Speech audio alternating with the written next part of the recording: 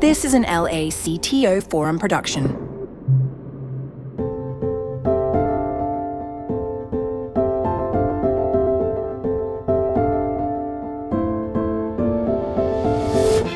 Welcome to Exception Handlers, the podcast where CTOs debug the challenges that keep us up at night. I'm Alex. And I'm Bill.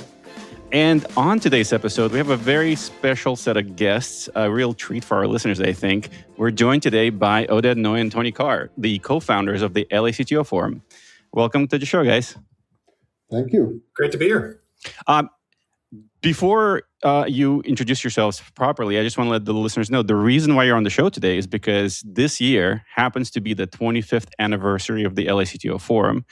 And we thought it'd be really interesting to talk to you guys about how it all began and where it's all going. But before that, do you guys want to just quickly introduce yourselves? Tony, you want to start? Sure. Hey, Tony Carr, longtime CTO, been the CTO of about 20 different companies at this point now because I've started doing fractional CTO work in the late 90s during the dot-com boom. The one that everybody knows is eHarmony. I was the CTO there for its first 4 years, got it to a $110 million round. I've also started two companies as well myself. And I have fun all day, every day right now with AI, both building software enabled by AI and building software using AI. So just having a great time. It's a wonderful time to be a CTO. Indeed. Oded. Thank you for that. And Oded? Oded Noy came to LA in 91, I guess. Always had a vibe of what it's like being a part of and participating in a community. And as a result, always felt like the technologists in LA need to have a strong community. I was fortunate enough to be part of a founding team at TrueCar that eventually went public. And along the way, had a reason to bring the community together in a way that is different in LA than any other location because we're all in our cars, we all want to be together. And here we are 25 years later, and it's exciting to see how this community grew over the years. Awesome. And we will get into a lot of that as we go. But before we get into it, I just wanted to set some context for the listeners about what 2001 was like when the forum began, from a technology perspective mostly. But I think it's informative to understand the larger context for this. So 2001, we're shortly after the dot-com crash. The NASDAQ famously went down 78% or so from its 2000 peaks. And, Beds.com folded and all kinds of other stuff happened. Which, to put it in context, at the time, top of the NASDAQ was 5,000 and it went down to 3,000. I think we're at like 19 now or whatever. Yeah, it was a bloodbath. And then I think it's also interesting to think about like what the technology was like. Java was kind of the serious enterprise choice. PHP was a thing that you wanted to build stuff on if you weren't that serious. There was no cloud. Internet Explorer 6 was about to launch and tortured developers for the next decade of that. The iPod launched in October of 2001. The BlackBerry was the device in terms of mobile. Camera phones were a thing in Japan, but not yet in the Americas. We were still using Razors and Nokias. Google was 3 years old. Amazon was a bookstore still, losing crazy money and barely trying to survive. There was no social media. Friendster didn't start until 2002. Wikipedia launched in January of 2001. And just kind of completing that story, the CTOs themselves, right? It was a lot of people who were basically veterans of the dot-com carnage. Some survived, some went down with the ship. And, offshoring was kind of a big thing that they were grappling with. Agile was just barely starting. The manifesto came out in February of that year. So it was a fascinating time to start something like the LA CTO Forum. How did that happen? We got invited, and some of the members that are still members today were part of that group. At the time, the magazine that was like the prevalent magazine was InfoWorld, I think it was called. Oh, yeah. And InfoWorld set up a conference for CTOs, the first of its kind. So we went to the first one. I think it was 2000. It was There was two of them. The decision to start CTO Forum happened on the second one. So we went to the first one, and I remember meeting with the guy that wanted to be the head of content that eventually became the CEO of Etsy after a while. That started talking to the various CTOs that were more community inclined to maybe we should start something and maybe we should have groups around the country and stuff like that. And well, that's interesting. It didn't really go anywhere. And the next year we went, the second year, and I only went twice. We kind of said, okay, we really need to do something. And part of the conviction to start it was the InfoWorld was willing to really help us in a lot of different things. So they didn't really put it on a magazine or anything, and you can probably look for the original magazines, but I don't think it was ever there. But they kind of helped with ideation. They helped talk about what that would be. They talked about what's important about it, and they had this vision where you have CTO forums everywhere around the country, but I think we're the really first one who really kind of picked up and ran, because at the time it was not in vogue. I think we're one of the first ones. I'm sure we're not the first one, but one of the first ones. Because there was another one in New York, by the way. That one, we kind of started more or less at the same time. And that group had a very different model than us because of the nature of LA versus New York, but that's where it started. And I have a slightly different origin story than Oded's. It overlaps, but it's kind of a Venn diagram. So Oded and I think we met through a CEO forum group called ABL a few years ahead of the LA CTO Forum. That's true, actually. And we would get together monthly in a roundtable and discuss issues we were having with our businesses. And Oded had his software company he was CEO of at the time, and I had a company as well. And it was great for me to learn from fellow CEOs. Although I will say it after a while you got to know everybody and it didn't feel quite as useful. But Oded and I both kind of got together and were like, man, this would be interesting to do with CTOs. And there was kind of a, sort of an intersection of that concept with the info world concept. And so when we first started meeting, we were doing it pure forum. You sit around at a table. We still do that today, quarterly, where we get the CTOs together and everybody's got the issues they want to raise and we talk about them around the table. And so that also was kind of a big precursor for us getting going, because if you're trying to get a speaker in, and you had 10, 12 attendees, a little tougher to interest the speaker back then when we were a much smaller group. So speakers came a little later, but that knowing how valuable that forum was really was a big push for us to get this going.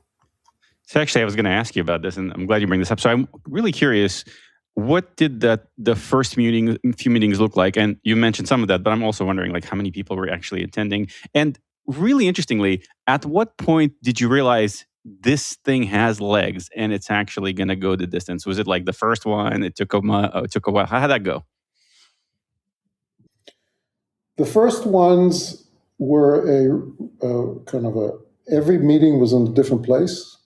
So the one thing that we had from very early on is we meet on Friday mornings, 8 to 10 a.m. That was true from the first meeting. Where we met changed a lot. Initially, most of the first meetings were El Segundo, South Bay kind of thing.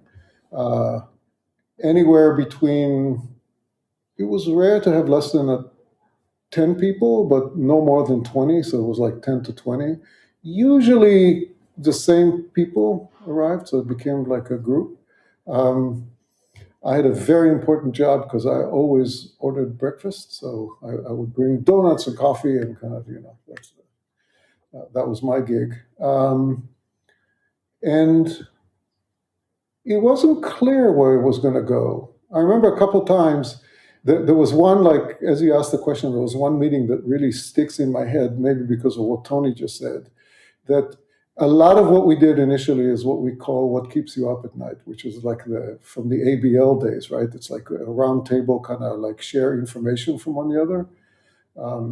And when the group is small, everybody shares. When the group gets bigger, you need to kind of do quick rounds and introductions, and the format changes. But I remember one time, I don't know if you remember, Tony, but we had 2 or 3 meetings in a row in iFilm. And it was in Hollywood somewhere. Goes to show you how much we moved around. And the CEO there came to me one time and said, dude, what are you doing? This is a support group. It's not a CTO group. What are you doing? This thing has no legs.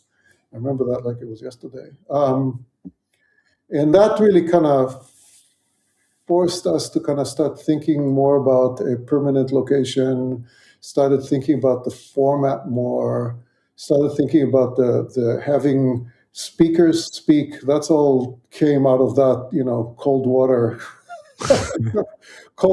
conversation. So that's kind of so it wasn't clear.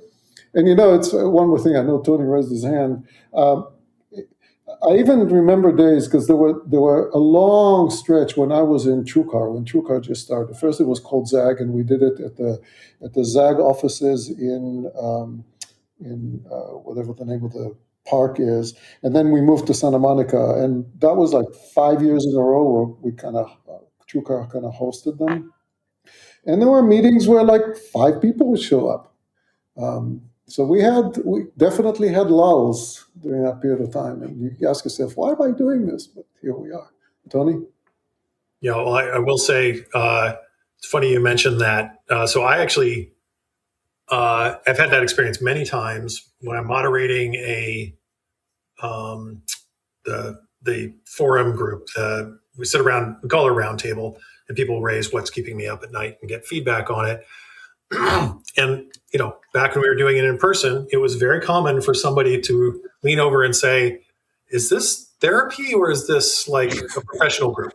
And honestly, there is a big part of the value proposition is I'll call it therapy component, meaning, am I crazy for this, right? And so hearing somebody else going through an experience and you can relate to it almost always, and you're like, wow, okay, I've experienced that too. Yeah, it's really painful. You're okay. We've all been there. And so it's like coming to an Alcoholics Anonymous meeting, right? And you can all sympathize with the group sharing stories around you. And sometimes you just need that as a professional, because you can read all you want out there, and now you've got AI to help point you in a direction. It still has high value to just talk to people who've been there, done that, and can provide you advice on it, just so I'm not crazy. This is a real problem. It's like, it's affected other people. And so there is definitely a sort of therapy component to it, a feeling of community among peers. And by the way, when you're a CEO, you have no peers in your group, and it's really tough to share. Same thing is true kind of as a CTO. You can't share a lot of the stuff with your group. You can't share it with your peers. You can't share it with your CEO. You certainly can't share it with the board. And so it's like, yeah, who do I share my challenges with here in my role? And so it's I don't want to undersell the value of the therapy component to it, even though probably most CTOs would poo-poo that idea. Like as Oded said, would say that was a splash of cold water, but it actually does have value. So along those lines, clearly it's evolved over time, and so let's use COVID as a stopping point, because pre and post COVID are different universes. But from that time period back then to a much larger organization that, for the most part, is more technically focused. We all do still have our technical Prozac moments, which I personally enjoy. But was there something specific that either you found surprising or was intentional that you did to help grow it, or was it just word of mouth over time? Did you introduce other topics or things that you found that were particularly resonating? Well, I think the ebbs and flows of marketing is sort of separate from the introducing different topics. So we did over time add speakers into the mix. It became like, I think it was alternating roundtable speaker, although you weren't guaranteed it would be every other month. And then, as we got more and more people showing up, we'd have, 70, 90 people in person in Santa Monica when we were being hosted by Cornerstone On Demand. And this is pre-COVID days. And so, made a lot of sense to have speakers come in. And so from a content topics thing, that's evergreen. It's whatever the most pressing challenges are, both from business and technical side. And so that really hasn't changed. I would say we have a core group of board members. Actually, all of us on this podcast are board members. And sometimes we'll push harder on marketing out to, CTOs. And other times we just sort of sit back and whatever random inbound things, come along, that's what we get. So we've always been volunteer run. We always have relied on sponsorship dollars and maybe pays, people might pay entrance fee on a particular event. And so it's certainly ebbed and flowed based on the people involved and how aggressive they were going to be about, marketing out to new members. I would say the average CTO in LA still doesn't know about the LA CTO Forum. Which is a shame and something we have to change. Actually, yes and yes. To follow up on that, it's really interesting to understand how it's grown. But I also am curious, like in the early days, how did people find out about the CTO Forum? I mean, obviously, before the marketing, before the sponsorships, how did anyone know that there was even a thing like this? All word of mouth, all of it. And from that perspective, also, the audience grew little by little. So I described the times where I was hosting it out of TrueCar in Santa Monica. There were times where constantly 10, 11 people, and then it started growing, and then to the point where there wasn't enough room because there was more than 18 and we couldn't stand it anymore. The room could not stand it anymore. And then there we started also refining, we had more kind of outreaching topics that brought in a larger audience. We had career paths, we had intellectual property, we had different, the cloud started kind of forming. So we had people who talked about the cloud. So topics became bigger. And then the big inflection point, location. When we standardized in Cornerstone On Demand, and there was always a breakfast, and parking was paid for, and the location was known, and it became a lot easier. And then people started asking, "Hey, can I have somebody to join me as an audience member?" And we always generally said yes. Sometimes we said no because of various reasons, and then it kind of started growing from there. The room could easily afford 40 people, so it grew up to capacity. We very frequently had a room full. Well, they got us into the bigger rooms too, and we was 70, 80 people in there. And Cornerstone was awesome to us. So thank you, Adam Miller, recent mayoral candidate, and also Mark Golden. Cornerstone's a big success story here in Los Angeles. And so it was very nice that they were so good to us for so many years. Agree to that. Yeah, and I remember. Just a second, one more thing that started changing is initially it was there was no real structure to the whole thing, but this is where the idea of a board, we didn't have an official board until post-COVID, but this is where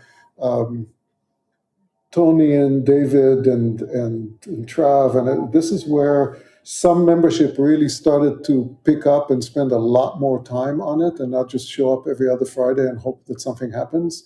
Those are the years where we really started making time on it. Wrangling, Tony is famous for running the wrangling team. Congratulations, Tony. That was a long gig there you did. And I think a lot of it was a tribute to the success is having good speakers and engagement. It took effort. Yeah, and I remember I came on board about the time that things were really structured. And so as a new person walking into that in the CTO space, I felt like there was a ton of expertise in the room.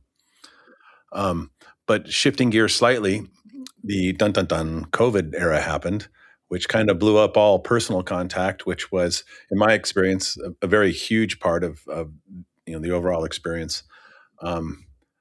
How have you been able to address that, and how are things looking in terms of, is there a move to try and go back to it? Is it changing the dynamics forever?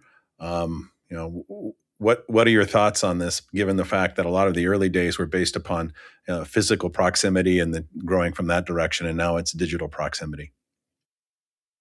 First off, it's been I remember plenty of times I have this mental image of sitting in a car or sitting at home and talking to the board, and there were plenty of times I thought the forum is not going to survive this transition to digital. It was so based on the physical meeting of being in the same room together.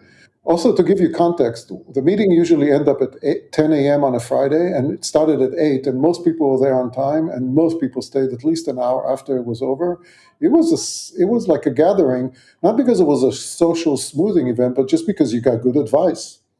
And all of that disappeared. It was hard. Did it change us forever? Definitely. Can it go back to where we were? We actually discussed it a lot. The couple times we tried, that's where we started moving into the 3 or 4 times a year to do an evening event, to have some of that. I don't think the morning event is going to come back in the format we had. Part of it is having a host that is as sturdy and standard as what we had there, but that's not the only reason. But yeah, changed forever. Tony? Yeah, forever's a long time. So we'll see. However, all in-person networking events have been greatly impacted by COVID and have struggled to return to the forum. We're no exception. I think part of that is, actually, it looks like all of us are in home offices right now, right?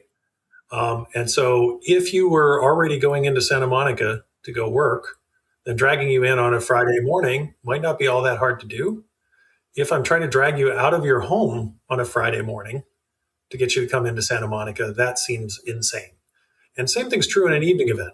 Trying to get somebody to leave their home to go out to a networking event versus come from work to the networking event, possibly leaving work a little earlier than they normally would, and then you do the evening event.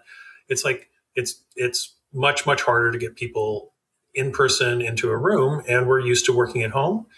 That said, even the morning meetings, though, over Zoom, they kind of have ebbed and flowed. And so we've got a little bit more attendance recently because we're doing a lot of AI-related topics.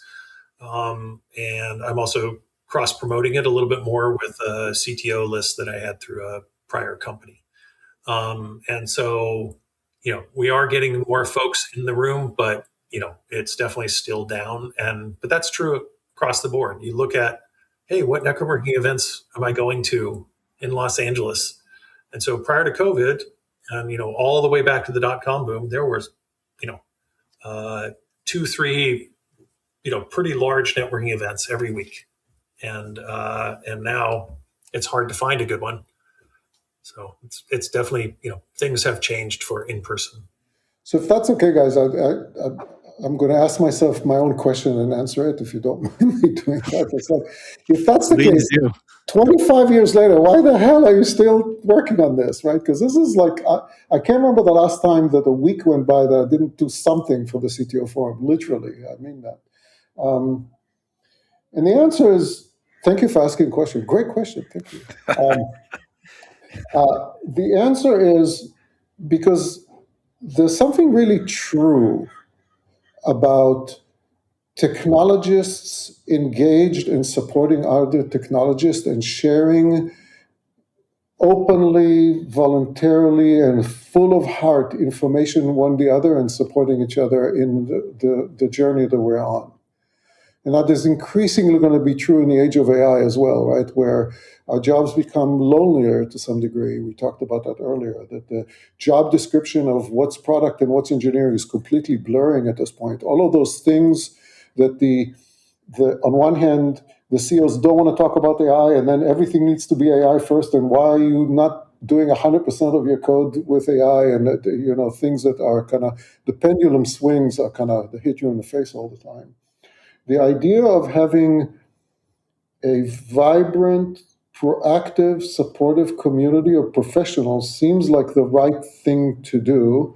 And when it's the right thing to do, it has surviving power somehow. And you just keep doing it because you're making, every once in a while somebody come up to me or to Tony and say how much it made the difference and something that they learned here was really important in their lives. And that's all the fuel you need, really.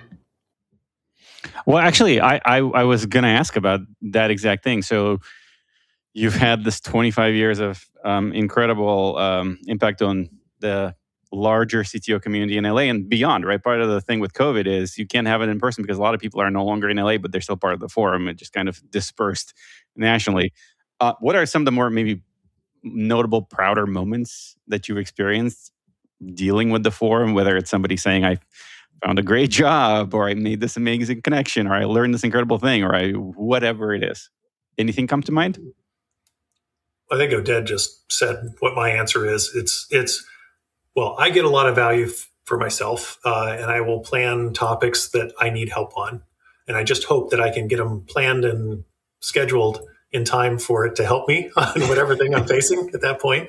But anyway, Friday's topic, we're recording on a Wednesday, and a day and a half from right now, we'll be covering agentic coding in practice. So 3 CTOs taking us through what their specific process looks like today, right? And there's some commonality and some differences and things like that. And that's like something that I absolutely want to see. And so I'm excited about that. It's going to provide me a ton of value. And what I really like is when somebody afterwards sends me a note and says, oh my gosh, that was awesome. Didn't know what to expect coming in, really valuable. And so it's like, okay, great. I got a ton of value and hopefully they did too. So that's the thing that kind of keeps me going on it.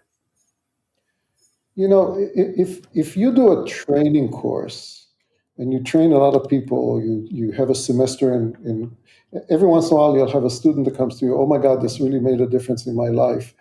While that happens sometimes in CTO Forum, what happens more often to me when members say it's the fact that it's year after year and you continuously get value and remain current. There's something about the community and the tenacity of the community that creates value over time that is really hard to replicate anywhere else. And if dozens of memories of people say, oh my God, the fact that this happened or that happened, or I learned a lot from at the time about the cloud. And then when you guys talked about the eye when it was early, or these kind of things. But more importantly, it's the fact that it really is a kind of a chaperone in your career, and you see it as something that you continuously do. I mean, even if I look at you guys, right, it's like you've been here for a long time, and I remember the first time Mark bought you, Alex. It's like, it's things morph over time and they kind of shape, and it helps you shape through that. And if there's one big regret I have about the CTO Forum is that we need to have a way of kind of renew it for the next generation. And I hope that's why we're doing these podcasts, and to reach kind of a new audience, because we don't want to grow for growing's sake. That's never been the thing. But if you have something good, share it with more people is kind of the approach. So maybe to that point, I actually, you bring this up. Where do you see this going? Yes, bringing in younger members and kind of continuing this amazing community we've created and you guys have founded. Anything? Can you flesh that out a little bit? What else? How else are you thinking about kind of where the forum is headed? My thought about this is back to the age of AI is going to shape all of this in a way that COVID shaped what we look at as an organization. The age of AI is going to really shape that. The other thing that's going to shape that is the fact that the job description is going to change a lot. And from that perspective, if you look at our evening events, it's not too surprising that many of them now, at least maybe half of them, are co-sponsored with another group. I think that's not accidental at all. I think the interests are converging.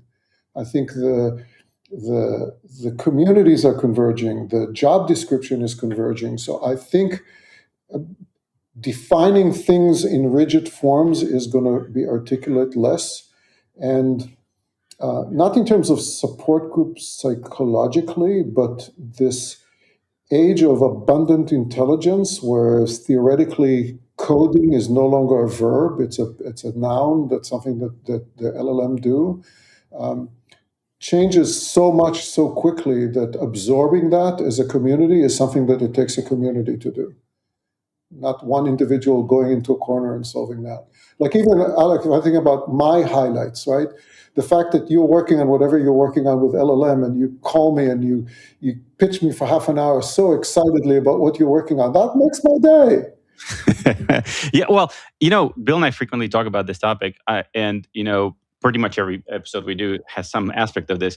We're living through the age of first principles, meaning everything you have been doing that you think is a good idea, because of AI, you have to come back to why was this a good idea, and is it still a good idea, and what should be happening instead, and like having the forum as a place to sound out your thoughts, but also even to hear other people say, this one thing over here that we all sort of take for granted as a thing to do. Here's 5 ways to think through that and think.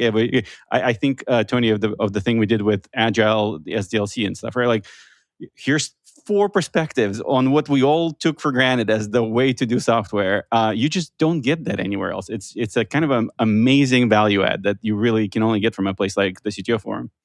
I'll take another. It's like all of us that were reasonably early on, everybody on the call is, early on kind of chaperoning the LLM, and all of a sudden in November, December last year, it got really better, and all of us experienced that as a group next to each other and share these experiences, and we all noticed the same thing, that we're all on the age of burnout because we can do a lot more, which means we're working much longer hours, and watch out for not burning out. That kind of a lookout for one community member to another is important. Yeah, absolutely. Well, I think the other thing too about it is that with AI, we're seeing such an explosion of options for doing anything, even with AI itself.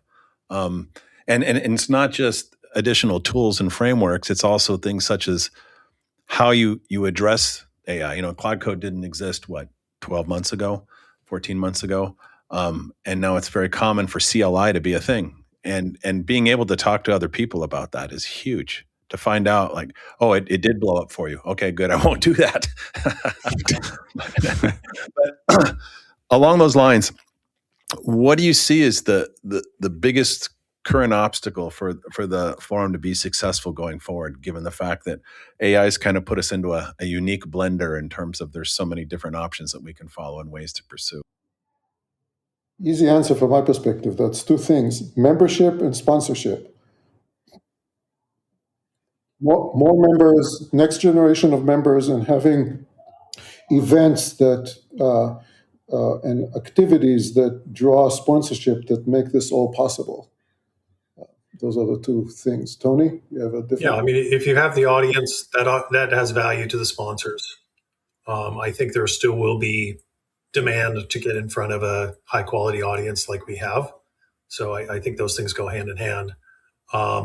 We definitely also, though, need to be looking at, I'll call it next generation. And so Oded and I are the old folks in the room these days. What are you calling old? What? I can't hear you. Tony's the old folk in the room these days. I don't think I remember going to Oded's. I'm not sure which birthday party that was, but I think it was a big one with a 0 at the end. So I won't say which one. And so actually, it's funny because you guys may or may not realize this, but you're the young guys now on the board. And so you may want to start looking at who the next young guys are, right? And the key is finding people who are going to reliably get things done, which has been part of the secret of it, right? So board members, you really need to know that they're going to come through on the things they say they're going to come through on. And that's been kind of part of the secret to the success. And, and so it's like, I do think part of the forever pattern has to be that, like the old guard is eventually going to age out and maybe will be emeritus status. And then, the next group has to bring the next group of folks in. So really, probably the forever questions we should be asking Alex and Bill rather than Tony and Oded. We have not deeply thought about this, but we definitely will with this conversation. You can cut this out if no, you need to. Welcome to the CTO Discord. These are very important points.